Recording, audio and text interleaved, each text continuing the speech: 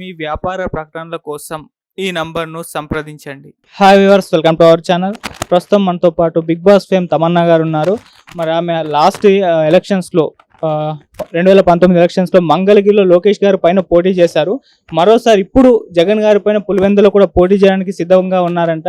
మరి ఏ పార్టీ నుంచి పోటీ చేయబోతున్నారు, మరి ప్రస్తుతం ఏపీ పాలిటిక్స్ పైన ఆమె రియాక్షన్ ఏంటో ఒకసారి తెలుసుకునే ప్రయత్నం చేద్దాం. హలో అని. సో మరి జగన్ గారి పైన అది కూడా పులివెందుల్లో పోటీ చేయబోతున్నారు. మరి ఏ పార్టీ నుంచి పోటీ చేయబోతున్నారు, ఎలా ఉంటుంది ఆ కాంపిటీషన్? జగన్ గారి మీద అంటే జగన్ గారు ఏమన్నా పులా ఏంటి భయపడిపోవాలా? అదేం లేదండి, మనలాంటి మనిషి. సో నేను 2019లో మంగళగిరిలో మొట్టమొదటిసారి as a trans female, first trans female and Andhra politics 2019లో నేను ఎమ్మెల్యేగా పోటీ చేశాను మంగళగిరి కాన్స్టిట్యున్సీ నారా లోకేష్ గారి మీద. మళ్ళీ 2024లో పులివెందుల నుంచి జగన్మోహన్ రెడ్డి గారి మీద పోటీ చేయాలనుకుంటున్నాను. యాక్చువల్లీ ఇది నాకు వచ్చిన థాట్ కాదండి, మన జనసేన కార్యకర్తలు, జనసేన మీడియా 2021-20లోనే వాళ్ళు పోస్టులు పెట్టేశారనమాట. జగన్ గారు మధ్యలో నేను, పవన్ కళ్యాణ్ గారు ఆ పోస్టులు అంటే పవన్ కళ్యాణ్ గారు ఆదేశిస్తే పులివెందుల నుంచి జగన్ గారి మీద పోటీ చేయడానికి నేను సిద్ధం అన్నట్టుగా ఆ పోస్టులు 2021లోనే అవి సోషల్ మీడియాలో ఫుల్ వైరల్ అయినాయి. సో అప్పుడు నాకు థాట్ వచ్చింది, వీళ్ళు ఎట్లాగో తీసుకొచ్చారు కాబట్టి సో నేను ఎందుకు కాదనాలా. సో నాకు నిజంగానే పవన్ కళ్యాణ్ గారు ఆదేశిస్తే నేను పులివెందుల నుంచి పోటీ చేయాలని చెప్పి నేను రెడీ అయ్యాను, సిద్ధమయ్యాను. 2019లో మన జనసేన వాళ్ళు పార్టీ ఆఫీస్కి వచ్చి ఎమ్మెల్యే టికెట్ ఆశించే వాళ్ళందరూ, ఎంపీ టికెట్ ఆశించే వాళ్ళు ఫామ్ ఫిలప్ చేయమన్నప్పుడు నేను కూడా 2019లో వెళ్ళి జనసేన కార్యాలయానికి వెళ్ళి ఫామ్ ఫిలప్ చేయడం జరిగింది. సో అప్పుడు కూడా నాకు టికెట్ రాలేదు. టికెట్ రాకపోయినా సరే నేను యాజ్ ఎ ట్రాన్స్ ఫీమేల్ మొట్టమొదటిగా అదొక అంటే మార్పు తీసుకురావాలి సమాజంలో, ఒక చిన్న చూపుని మార్పు తీసుకురావడానికి. సో నేను అప్పుడు స్వతంత్ర అభ్యర్థిగా కెమెరా గుర్తు తీసుకుని నేను నామినేషన్ వేయటం జరిగింది. తర్వాత ఇప్పుడు వాళ్ళు ఎట్లాగో తీసుకొచ్చారు కాబట్టి సోషల్ మీడియాలో జనసేన కార్యకర్తలు, జనసేన మీడియా నేను ముందుకొచ్చాను. కానీ ఈసారి కూడా నాకు అన్యాయం జరిగిందండి.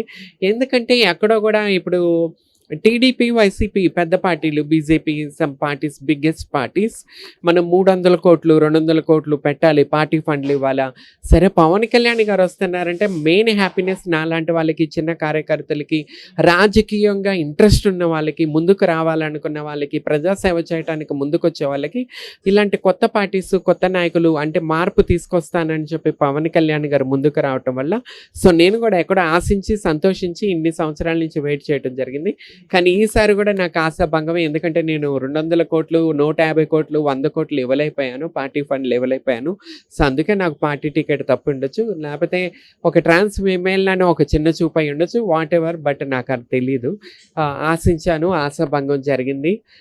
అందుకని కానీ నేను అనేది తిరిగితే ఈ మార్పు అనేది ముందుకు ఎట్లా అని చెప్పేసి నేను ఒక రోల్ మోడల్గా ముందుకెళ్ళాలి కాబట్టి కంపల్సరీ నేను ట్రై చేస్తున్నాను. వేరే పార్టీ నుంచి ఏమైనా టికెట్ వస్తుందా అని ఎదురు చూస్తున్నాను. రాకపోయినా సరే స్వతంత్ర అభ్యర్థిగానే నేను పోటీ చేయడం అనేది కంపల్సరీ ఈసారి కూడా. ఈసారి జనసేన పార్టీ చూసుకుంటే మరి 24 స్థానాల్లోనే పోటీ చేస్తుంది. టీడీపీ 24 స్థానాలు ఇవ్వడం పైన మరి ఎంతో విమర్శలు రావడం చూస్తున్నాం పవన్ కళ్యాణ్ గారి పైన. మరి మీ ఒపీనియన్ 24 స్థానాల్లో? టూ బ్యాడ్ అండి. అసలు ప్రతి కార్యకర్త, జనసేన కార్యకర్త, మెగా ఫ్యామిలీ అభిమాని ప్రతి ఒక్కరు చిరంజీవి గారిని ముఖ్యమంత్రి చేద్దామని ఆశించారు. కానీ అది అవ్వలేదు. చిరంజీవి గారు పాలిటిక్స్ వదులుకుని ఇండస్ట్రీకి వెళ్ళిపోయారు. తర్వాత పవన్ కళ్యాణ్ గారు వచ్చిన తర్వాత ఎంతో ఆశతో ఎంతో ఎదురు చూస్తున్నప్పుడు ఆ ఆశలలో ఇది నీళ్లు పోసేసారనమాట. అంటే ఆయన ముఖ్యమంత్రిగా చూసుకోవాలనుకునే వాళ్ళలో మొట్టమొదటి తమ్మన్నా సింహాద్రి ఉంటుంది. కానీ ఆయన వెళ్ళి పొత్తు పెట్టుకున్నారు, జగన్మోహన్ రెడ్డి ఓడించాలి కాబట్టి పొత్తు పెట్టుకున్నారు. సో దానివల్ల ప్రాబ్లం లేదు, పొత్తుతో అయినా ముందుకు వస్తున్నారు. కానీ అక్కడ క్లీన్గా చెప్పేశారు నారా లోకేష్ గారు చంద్రబాబు నాయుడు గారు ముఖ్యమంత్రిగా ఉంటారని. మేము ఒక్కసారైనా మా నాయకుడు నీ పవన్ కళ్యాణ్ గారిని ముఖ్యమంత్రిగా చూసుకోవాలని ఎంతో ఆశతో జనసేన కార్యకర్తలను కానీ మేము కానీ అందరూ ఆశతో ఉన్నాం. కానీ ఎక్కడో అసలు జనసేన అనగానే ఎంతో చిన్న చూపుగా 24 టికెట్స్ ఇచ్చారు. ఆ 24లో ఎవరెవరికి ఇచ్చారో ఏంటో కూడా అసలు తెలియదు. డోర్ టు డోర్ వెళ్ళి గాజు గ్లాసులు పట్టుకుని సెన్సిటైజేషన్ చేసి ఇంటింటికి వెళ్ళి ఊరుల్లో పవన్ కళ్యాణ్ గారి ఆశయాలను ముందు తీసుకెళ్ళడం వాళ్ళకి టికెట్లు దొరకలేదండి. నాకు తెలిసి ఇది కూడా అంటే 200 కోట్లు, 300 కోట్లు, 150 కోట్లు ఇవి అయితే అసలు మా లాంటి వాళ్ళు ఏమైపోవాలి, అసలు మా రాజకీయ భవిష్యత్తు ఏమైపోవాలా అని చెప్పి చాలా బాధాకరం ఉంది. చాలా తప్పు జరుగుతుంది ఇది. అంబేద్కర్ గారు రాసిన రాజ్యాంగం ఏమైపోయింది అసలు?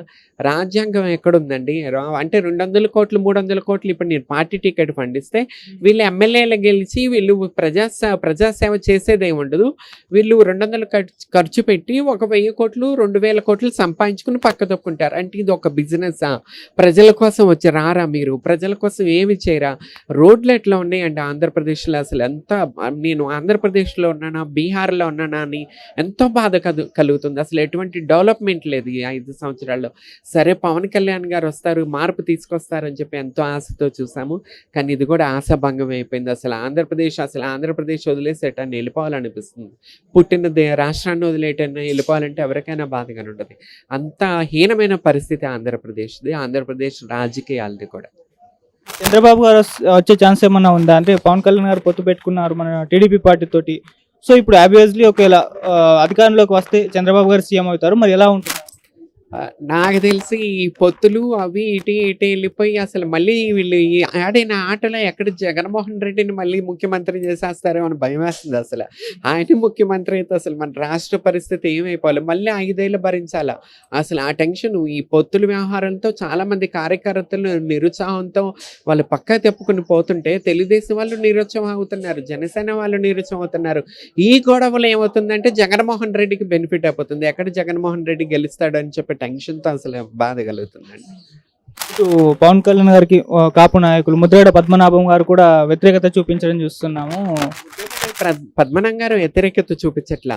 పవన్ కళ్యాణ్ గారు మెయిన్ తప్పు ఏంటంటే ఆయన కోసం కష్టపడే వాళ్ళని కాపు నాయకులను కలవటానికి కూడా నాదెండ్ల మనోహర్ గారు మాటలు వినటం, నాదెండ్ల మనోహర్ గారు కూర్చోమంటే కూర్చోవటం, నుంచోమంటే నుంచుంటే కార్యకర్తలు వెళ్ళిపోతున్నారు. కార్యకర్తలు నమ్మి ఆస్తులు అమ్ముకుని పొలాలు అమ్ముకుని వచ్చిన కార్యకర్తలు జీవితాలు నాశనం అయిపోతున్నాయి. అసలు ముద్రగడ పద్మనాభన్ గారిని కలవటానికి ఆయన ఇంతవరకు వెళ్ళకపోవటం అనేది చాలా బాధాకరం. కాపు నాయకుడు, కాపు ఉద్యమం చేసిన నాయకుడు అండి, చాలా బాధాకరం. అది నాదెండ్ల మనోహర్ గారు చెప్పిందే వింటున్నారని చెప్పి అనిపిస్తుంది ఎక్కడో. మీ ఒపీనియన్లో ఇటు 99 మంది అభ్యర్థులను ప్రకటించారు టీడీపీ జనసేన కలిపి. ఇటు జగన్ గారు దాదాపు 70 నుంచి 80 వరకు ప్రకటించారు. మరి ఇప్పటి వరకు ఈ లిస్ట్ చూసుకుంటే ఎవరు గెలిచే ఛాన్స్ ఉంది? ఎలా ఉన్నారు? దేవుడి దయ వల్ల, కనకదుర్గమ్మ తల్లి వల్ల పవన్ కళ్యాణ్ గారే గెలవాలి. గెలిచినా ఆయన ముఖ్యమంత్రి కాలేరు కాబట్టి, తెలుగుదేశం కాబట్టి జగన్ మాత్రం గెలవకూడదండి. నరరూప రాక్షసుడిని అరచివేయాలని చెప్పి నేను దుర్గమ్మ తల్లిగా పులివెందులు వెళ్ళి పోటీ చేయాలనుకుంటున్నాను.